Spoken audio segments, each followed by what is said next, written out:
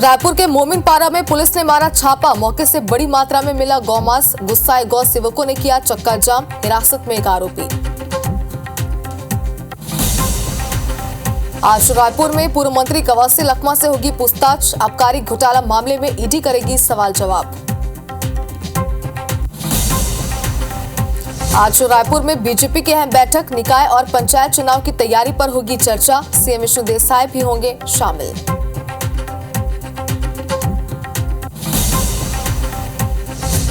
CM Vishnu Desai का आज बिलासपुर दौरा। चालीहो महोत्सव में होंगे शामिल। अमरधाम आश्रम में कार्यक्रम का आयोजन।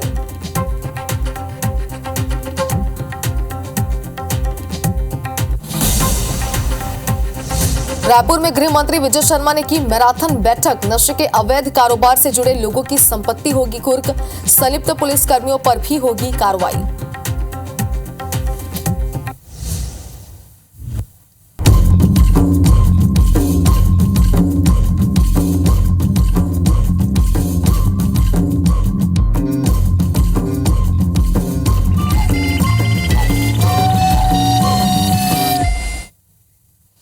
और हेडलाइंस के बाद बुलेटिन की शुरुआत करेंगे इस वक्त की बड़ी खबर के साथ, जो कि राजधानी रायपुर से है। पूर्व मंत्री कवासी लखमा से ईडी आज पूछताछ करेगी। आबकारी घोटाले मामले पर आज उनसे पूछताछ की जाएगी। आपको बता दें कि 3 जनवरी को लखमा से ईडी ने पूछताछ की थी और आज एक बार फिर से ईडी ने पूछताछ के लिए कवासी लखमा को तलब किया, जिसके बाद आज आबकारी घोटाले मामले में पूर्व मंत्री कवासी लखमा से पूछताछ की जाएगी। तो आपको बता दें कि इस पूरे मामले को लेकर ये दूसरी बार है जब कवासी लखमा ईडी के समक्ष ईडी ऑफिस में पेश होगा और उनसे कई सवाल जवाब जो है वो इस पूरे मामले को लेकर किए जाएंगे। अब देखने वाली बात होगी कि आगे पूछताछ में क्या खुलासे होते हैं, ईडी आगे क्या खुलासे उनसे पूछताछ के बाद करती है। फिलहाल आज पूर्व मंत्री कवासी लखमा से ईडी पूछताछ करेगी।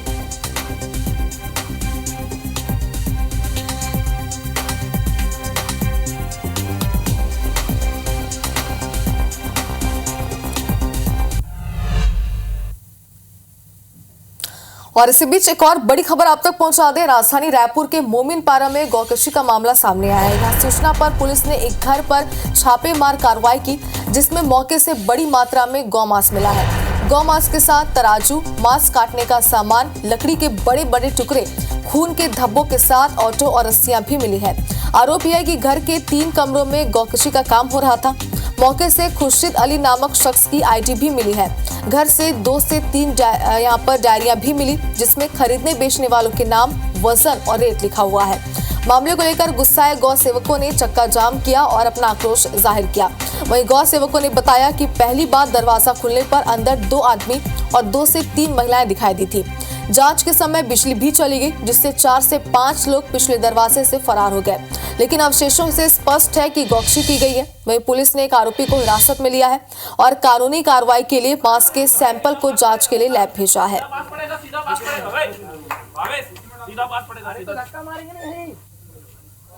तो देखिए, देर रात ये पूरी कार्रवाई यहाँ पर की गई, लेकिन बताया जा रहा है जब पुलिस की टीम और जो आमजन थे वो यहाँ पर पहुंचे, वैसे ही लाइट चली गई और जिसके बाद जांच के समय कुछ लोग पीछे के दरवाजे से भाग निकले। हालांकि इसके बावजूद भी एक आरोपी को हिरासत में लिया गया, जिससे पूछताछ की जा रही है। खून से लथपथ जमीन और रस्सियां जब यहाँ पर मिली तो उसके बाद ये पूरी कार्रवाई यहाँ पर की गई है। जो अन्य कुछ लोग थे उनकी भी तलाशी की जा रही है। साथ ही बताया जा रहा है कि मौके पर एक डायरी भी मिली है, जिसमें खरीदने बेचने वालों के नाम, वजन और तमाम चीजें जो है वो इसमें नोट डाउन मिली है। हालांकि अब इस पूरे मामले पर पुलिस कड़ी कार्रवाई की बात कर रही है।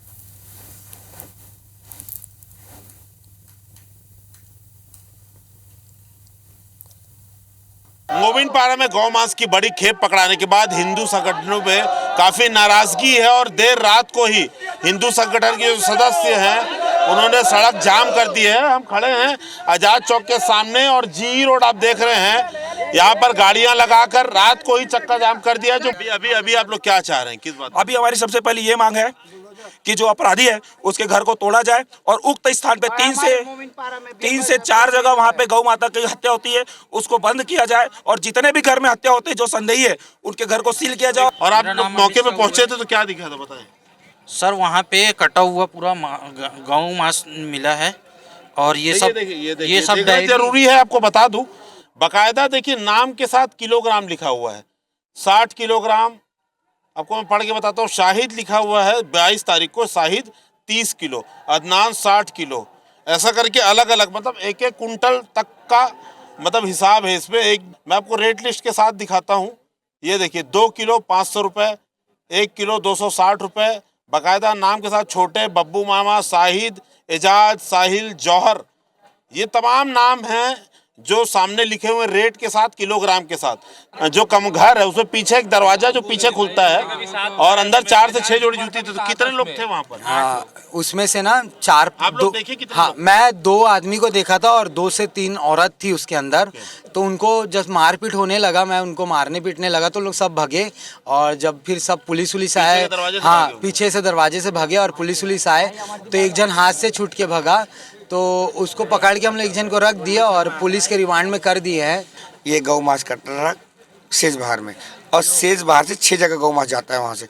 आज कम से कम 30 गौ माता कटी थी वहाँ पे, मोहदापारा, बैजनाथ पारा, संजय नगर। इतने कॉन्फिडेंटली कैसे बोल रहे हैं हम लोग? भैया लगातार काम कर रहे हैं आप लोग? क्या हुआ, मैं गौ सेवक हूँ, गौ रक्षक हूँ। अभी तक हमारा काम है गौ रक्षा करना। और ये गौ भी की आज सेवा आज करना। आज आप लोग की सूचना पे पकड़ा गया है। मेरे पास सबकी फोटो है, सबका नाम है, जहाँ गौ माता कट रही वो एरिया मेरे को पता है। तो क्या सूचना मिली थी, क्या पाया आप लोगों ने, अभी तक का अपडेट प्लीज बताइए। जी, आज़ाद चौक थाना क्षेत्र में मोमिन पारा एक एरिया है, वहाँ से गौकसी की सूचना मिली थी। तो वहाँ पे कुछ सिविल सोसाइटी से लोग और पुलिस से कुछ लोग गए थे वहाँ पे, और वो सूचना सही पाएगी। वहाँ एक घर के अंदर हमें एक ठीक ठाक क्वांटिटी में काऊ मीट दिख रहा है वहाँ पे। ऑल्दो इसमें लैब का ओपिनियन फाइनल ओपिनियन होगा। तो अभी वहाँ से घटनास्थल से सीजर करके हम लोग यहाँ पे वहाँ से अपराध कायम करके, जीरो में अपराध कायम करके यहाँ आगे कार्रवाई कर रहे हैं। तो तमाम तथ्य और सबूत मिले हैं जिससे आरोपियों को शायद पकड़ा जा सकता है। बड़ी बात यह है कि चैनल इसका जब टूटेगा कि कहाँ से कटता था, कौन ऑर्डर देता था, क्या रायपुर में ऐसी होटलें संचालित है जहाँ से गौ मांस परोसा जा रहा है, ये कौन लोग हैं जो कानून तोड़कर गौवंश को काट रहे हैं, बेच रहे हैं और उसका सेवन भी कर रहे हैं। उम्मीद करते हैं बाकी अपराधों की तरह रायपुर पुलिस इस अपराध का भी पूरा खुलासा करेगी। कैमरामैन रमाशंकर के साथ संदीप शुक्ला, IBC 24 रायपुर।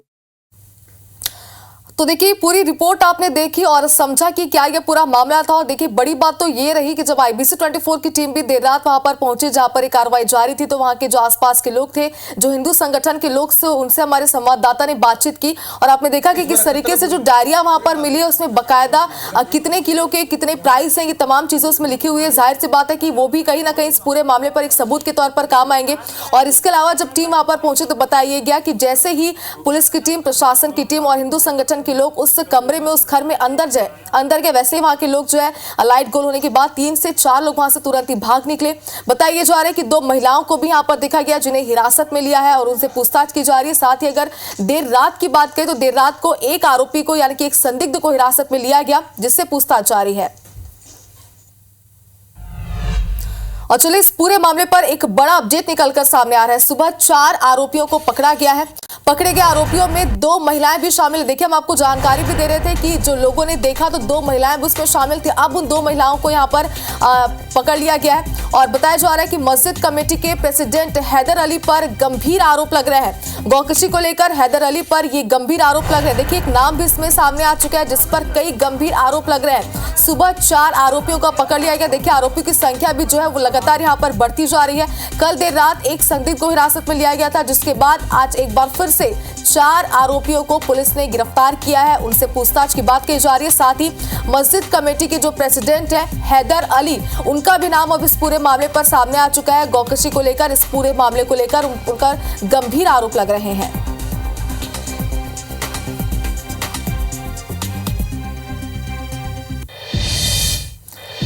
चलिए आगे बढ़ते हैं। इस खबर को लेकर लगातार अपडेट आज पूरे दिन आप तक पहुंचाते रहेंगे। छत्तीसगढ़ के उप मुख्यमंत्री विजय शर्मा की अध्यक्षता में बुधवार को गृह विभाग की समीक्षा बैठक आयोजित की गई। 8 घंटे से ज्यादा देर तक चली इस मैराथन बैठक में उप मुख्यमंत्री विजय शर्मा ने पुलिस विभाग के विभिन्न शाखाओं के कार्यों पर चर्चा की है। बैठक में उप मुख्यमंत्री ने कहा कि नशे के अवैध कारोबार में शामिल लोगों के खिलाफ कठोर कार्रवाई की जाए और दोषी पाए जाने पर उनकी संपत्ति को तत्काल कुर्क करने की प्रक्रिया शुरू की जाए। उप मुख्यमंत्री ने यह भी स्पष्ट किया कि अगर कोई पुलिस अधिकारी या कर्मचारी इस अवैध कारोबार में संलिप्त पाया जाता है तो उसके खिलाफ तुरंत बर्खास्तगी सहित कठोरतम कार्रवाई सुनिश्चित की जाए। इसके साथ ही पुलिस विभाग के कर्मचारियों और अधिकारियों के लिए नवीन स्थानांतरण नीति को तत्काल लागू करने के निर्देश दिए। शहीद जवानों के परिवारों को प्राथमिकता देते हुए अनुकंपा नियुक्ति के लंबित प्रकरणों को तत्काल निराकरण करने के निर्देश भी दिए हैं।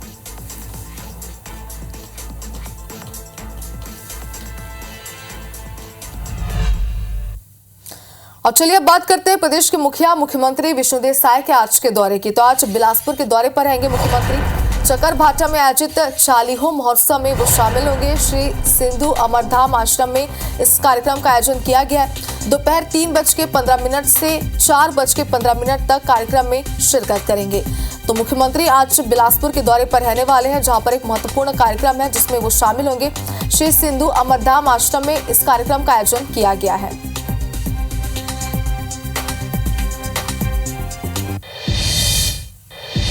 और चलिए अब बात करेंगे प्रदेश में मौसम की।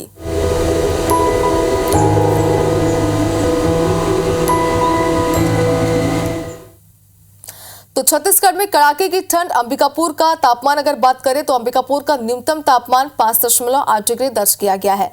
वहीं मैनपाट का न्यूनतम तापमान 4 डिग्री के नीचे है। पेंड्रा का न्यूनतम तापमान 6.8 डिग्री दर्ज किया गया। पेंड्रा में कई जगहों पर ओस की बूंदें भी जमी हुई है। तस्वीरें भी आप देखिए। रायपुर का न्यूनतम तापमान 13 डिग्री दर्ज किया गया है। घने कोहरे छाने से विजिबिलिटी कम हो गई है। कड़ाके की ठंड से जनजीवन प्रभावित हो रहा है। तो देखिए, अगर बात करें तो पूरे प्रदेश के कई ऐसे इलाके हैं जहां पर कड़ाके की ठंड पड़ रही है और फिलहाल लोगों को आने वाले कुछ दिनों में भी ठंड से कहीं भी राहत नहीं होने की बात भी सामने आ रही है। घने कोहरे के बीच विजिबिलिटी जो है वो कम हो चुकी है और यही वजह है कि आने जाने वाले लोगों को भी यहाँ पर दिक्कतों का सामना करना पड़ रहा है। आप अंदाजा लगा सकते हैं इस तस्वीरों से कि जो गाड़ियां हैं, जो राहगीर है, उन्हें गाड़ी चलाने में कितनी ज्यादा दिक्कतें यहाँ पर हो रही होगी। अलाव का सहारा लोग ले रहे हैं ठंड से बचने के लिए और घना कोहरा छाया हुआ है। और चलिए, दो सहयोगी हमारे ज्यादा जानकारी के लिए जुड़ चुके हैं। रोशन सोनी अंबिकापुर से, शरद अग्रवाल पेंड्रा से हमारे साथ जुड़ गए हैं। रोशन, सबसे पहले आपके पास आना चाहते हैं, अगर बात करें पूरा सरगुजा संभाग की, तो यहाँ पर मौसम को लेकर आने वाले दिनों में क्या अपडेट निकलकर सामने है? मौसम विभाग ने क्या जानकारी दी है? बता दें कि सरगुजा संभाग की अगर बात करें यानी उत्तर छत्तीसगढ़ की बात करें तो पूरे उत्तर छत्तीसगढ़ इलाके में जो है इन दिनों कड़ाके की ठंड पड़ रही है। कड़ाके की ठंड पड़ने से जो उत्तर छत्तीसगढ़ यानी सरगुजा संभाग का इलाका जो है वो सिहर उठा है। बात करें छत्तीसगढ़ के शिमला मैनपाट की, तो मैनपाट में जो न्यूनतम तापमान जो है वो 4 डिग्री के नीचे आ गया है और इससे जो है ओस की जो बूंदे जो है वो बर्फ की चादर की तरह पूरी तरीके से जम गई है। यही कारण है कि जो कड़ाके की ठंड जो है वो मैनपाट सहित पूरे सरगुजा इलाके में देखा जा रहा है। अंबिकापुर शहर में जो न्यूनतम तापमान जो है वो 6 डिग्री के नीचे आ गया है। कुल मिलाकर के जो विजिबिलिटी जो 50 मीटर से जो है वो नीचे आ गई है। जो सरगुजिया जो ठंड जो है उसके तेवर अब जो है पूरी तरीके से तीखे हो गए हैं, क्योंकि पश्चिमी विक्षोभ का प्रभाव जो है वो पूरी तरीके से कम हो गया। सरगुजा संभाग, समूचे सरगुजा संभाग के इलाके की ठंड की अगर बात करें तो सरगुजा जिले के मैनपाट में और जो जसपुर के पंडरा पाट और बलरामपुर के सांबरी पाट सहित पूरे सरगुजा संभाग इलाके में जो इन दिनों कड़ाके की ठंड पड़ रही है। जो पाट इलाके जो है सरगुजा संभाग के, उसमें जो है न्यूनतम तापमान जो है वो 4 डिग्री के नीचे आ गया है। वहीं अंबिकापुर शहर यानी सरगुजा के संभाग मुख्यालय जो अंबिकापुर शहर में जो न्यूनतम तापमान जो है वो 6 डिग्री के नीचे आ गया। कुल मिलाकर के जो कड़ाके की ठंड जो है उससे सरगुजा जो है संभाग का इलाका जो है वो पूरी तरीके से जो है सिहर उठा है और सरगुजा में जो है हाड़ कपा देने वाली ठंड पड़ रही है। जी तो रोशन, शरद अग्रवाल के पास चलते हैं। पेंड्रा से हमारे सहयोगी हमारे साथ जुड़े हैं। शरद, बताइए पेंड्रा में क्या स्थिति है मौसम को लेकर फिलहाल, बताइए। जी बिल्कुल, अंबिकापुर की तरह पेंड्रा में भी कड़ाके की ठंड पड़ रही है। यहाँ पर 6 डिग्री न्यूनतम तापमान लगभग दर्ज किया गया। यहाँ सटे अमरकंटक में 4 डिग्री तापमान पहुंच चुका है। कोहरे से तो राहत मिली है, पर मौसम खुलते ही शीतलहर ने यहाँ अपना असर दिखाना शुरू किया है। यहाँ दिन में भी लोग गर्म कपड़े पहनने को मजबूर हो रहे हैं। 6 डिग्री के न्यूनतम तापमान से आने वाले 2 दिनों में राहत जरूर मिलेगी, पर इस पूरे महीने कमोबेश 10 डिग्री के आसपास ही पूरा तापमान रहने की मौसम विभाग ने संभावना जतलाई है। तो ये पूरा महीना जो है ठंड में बीतने वाला है। आज से के बाद से 2 दिन बाद से ठंड से राहत जरूर मिलेगी, पर तापमान 10 डिग्री के आसपास ही चलेगा। मकर संक्रांति के बाद से थोड़ा सा लोगों को ठंड से राहत मिलने की संभावना है। तो पेंड्रा इलाके में पड़ रही कड़ाके की ठंड से जनजीवन भी प्रभावित हुआ है। कई जगहों पर ओस की बूंदें भी जमी हुई है और यहाँ पर लगातार लोग परेशान हो रहे हैं। जी बिल्कुल शरद, तो जैसे कि आपने बताया कि आने वाले 2 से 3 दिनों में थोड़ी राहत मिले के आसार जरूर नजर आ रहे हैं। फिलहाल आप दोनों का बहुत शुक्रिया तमाम जानकारी के लिए। चलिए, इसी बीच राजधानी वासियों के लिए एक बेहद बड़ी खबर है। आज राजधानी में वाटर सप्लाई प्रभावित रहेगा। शाम को शहर में आंशिक रूप से प्रभावित यानी कि जलापूर्ति जो है वो प्रभावित रहेगी। भाटा गांव फिल्टर प्लांट में मरम्मत के कारण प्रभावित होगी। 45 में से 30 टंकियों में पानी का सप्लाई जो है वो कम किया जाएगा। आउटर की टंकियों में पेयजल जो है वो कम सप्लाई होगा। कल सुबह से जलापूर्ति सामान्य होगी। और हमारे सहयोगी राज इस वक्त हमारे साथ लाइव जुड़ चुके। राजेश, बताइए कहां पर पानी की सप्लाई प्रभावित रहेगी और क्या वैकल्पिक व्यवस्था कोई की जा रही है इसके लिए?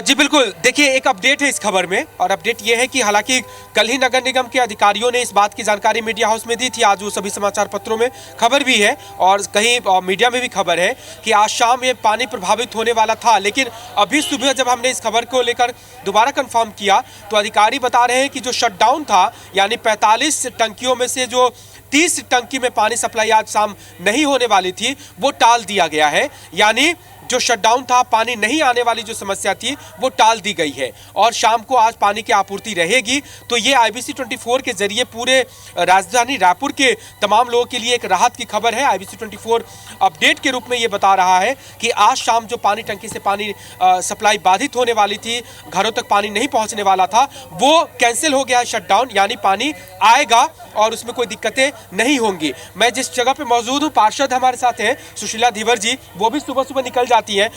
ऐसी खबर थी कि पानी नहीं आने वाला है, ये अब कैंसिल हो गया शायद। ये खबर मुझे भी था कि पानी आज 45 टंकियां प्रभावित होंगी शहर की करके, बट अभी ना मैंने फिल्टर प्लांट के अधिकारियों से बातचीत की तो वो बोल रहे हैं कि वो कैंसिल कर दिया गया है। जब ऐसा कुछ करेंगे तो आपको खबर कर दी जाएगी। अच्छा जी, तो ये राहत की खबर है कि जो पानी नहीं आने वाला था कम से कम अब आएगा। हाँ, ये रायपुर की जनता के लिए राहत की खबर है कि पानी के लिए परेशान तो फिलहाल अभी नहीं होना पड़ेगा। जी जी, चलिए देखिए, इन्होंने भी कंफर्म किया और फिल्टर प्लांट के अधिकारी से भी बातचीत की। राहत की बात है। हालांकि नगर निगम ने भी ये पहले जरूर कहा था कि पानी अगर प्रभावित होगा तो टैंकर की व्यवस्था की जाएगी, और चूंकि एक शाम ही पानी प्रभावित होने वाला था, लेकिन वो आंशिक जो प्रभाव पड़ने वाला था वो भी फिलहाल टल गया है। बिल्कुल राजेश, बड़ा अपडेट आपने दर्शकों तक पहुंचाया, क्योंकि राजधानी वासियों के लिए बड़ी राहत की बात है कि फिलहाल आज उन्हें पानी की समस्या से जूझना नहीं पड़ेगा। बहुत शुक्रिया तमाम जानकारी के लिए।